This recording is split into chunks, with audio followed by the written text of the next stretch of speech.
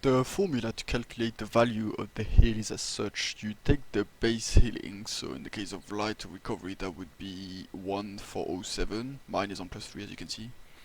You multiply it by 1 plus your healing boost. Now your healing boost is equal to the value that is displayed here, 382, to which you add 100, which corresponds to the passive healing boost that every heal class has from level 49. You can see it here.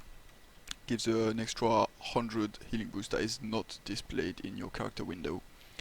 And once you've got this product, you multiply it again by 1 plus the healing increase of your target. So right now my target has absolutely nothing, so that's going to be 1. So if I plug that in, that would be 1407 times 1.482, which is 2085, let's see. Yep, that's it. Let's add some amplification to it. So my 482 is going to turn into a 982. So it's going to be 2788. It is flawed actually. Let's see.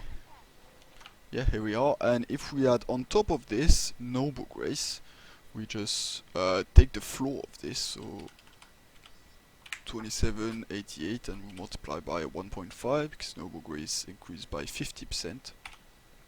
And that's 4182, let's see.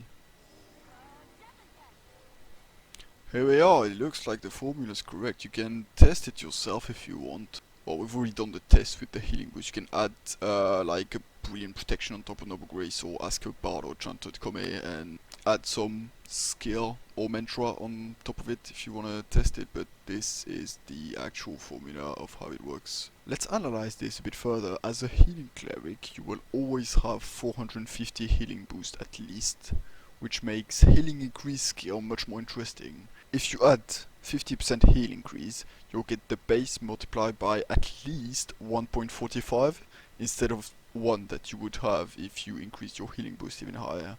This is also true even if your targets have bards and chanter skills which don't even add up to the healing boost base that you have.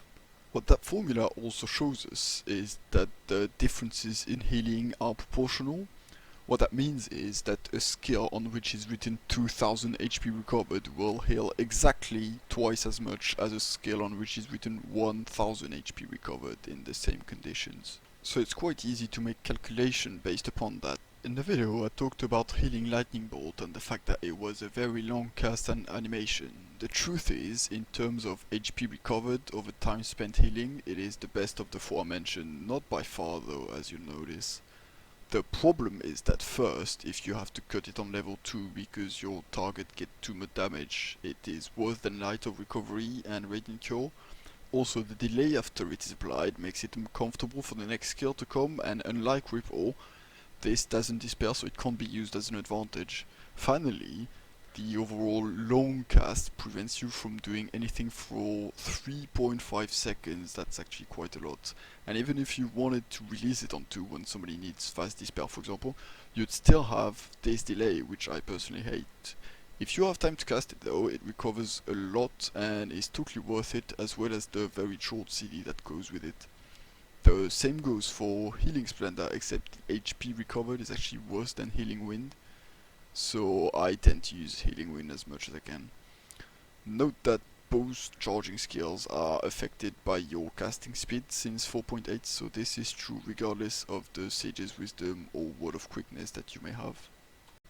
As I mentioned in the video, you can do a lot of things with Ripple, amongst which you can dispel any castable CC, especially Fear Shriek and Sleepstorm.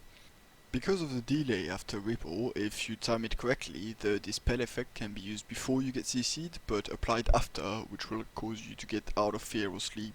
Ask a Sork and or an SM friend of yours to do it so you can time it perfectly. It's quite tough to use at start in PvP situations with your team taking damage at the same time, so you can't afford to have an average timing on it, or it will land too early or not land because you're too late. Timing is relatively easy to get, you just need to start casting when the cast of your opponent is done. Just do a couple of duels to get comfortable with the timing and you should then be able to pay more attention to it in PvP.